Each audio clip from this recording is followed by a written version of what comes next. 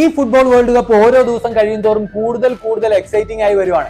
Messi, Mbappe, Haaland, Kane ഇവരൊക്കെ world cup അടിപൊളിയായിട്ട് start ചെയ്തു. മെസ്സി ആണെങ്കിൽ വേൾഡ് കപ്പിലെ ഓൾ ടൈം ഗോൾ സ്കോറിംഗ് റെക്കോർഡും വെട്ടിച്ചു. പക്ഷെ എംബാപ്പെ അത് അത്ര പെട്ടെന്ന് വിട്ടുകൊടുക്കാൻ റെഡിയാണെന്ന് തോന്നുന്നില്ല.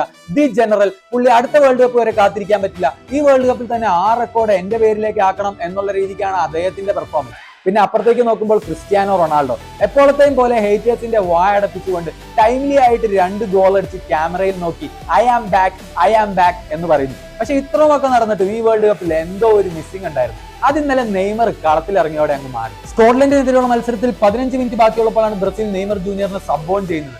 ഇതുപോലെ ഒരു ഫ്രജൈൽ ഐറ്റം ഡീൽ ചെയ്യുന്ന പോലെ വേണം നെയ്മർ ജൂനിയറിന്റെ മിനിറ്റ്സ് വേൾഡ് കപ്പിൽ മാനേജ് ചെയ്യാൻ. കാരണം ഞങ്ങൾക്ക് അദ്ദേഹത്തെ മാക്സിമം കളികളിൽ ഗ്രൗണ്ടിൽ കാണണം. മെസ്സി ആയിക്കോട്ടെ, റൊണാൾഡോ ആയിക്കോട്ടെ, നെയ്മർ ആയിക്കോട്ടെ, ഇവരുടെ ലാസ്റ്റ് ഡാൻസ് ആണിത്. ആൻഡ് ഈ ഡാൻസിൽ അവരോട് ചേർത്ത് നിൽക്കാൻ എംബാപ്പയും, കെയ്നും, ഹാളൻഡും ഇതിൽ കൂടുതൽ ഒരു ഫുട്ബോൾ ആരാധകൻ എന്ന രീതിക്ക് എനിക്ക് ഒന്നും തന്നെ ചോദിക്കാനില്ല.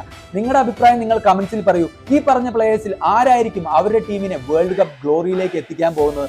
ഒന്ന് ഫോളോയും കൂടി ചെയ്യണേ. Good bye.